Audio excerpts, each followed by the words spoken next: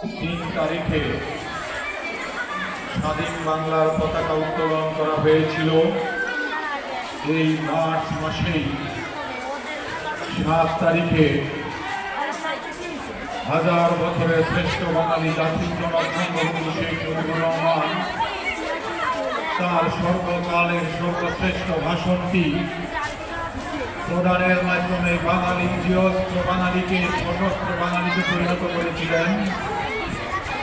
এই মার্চ মাসের 17 তারিখে জাতির জনক বঙ্গবন্ধু শেখ মুজিবুর রহমানের জন্ম হয়েছিল।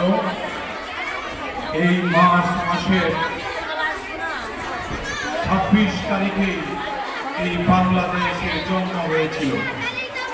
সেই জন্য এই মার্চ মাস বীর বাঙালি জাতির জন্য অত্যন্ত তাৎপর্যপূর্ণ মাস।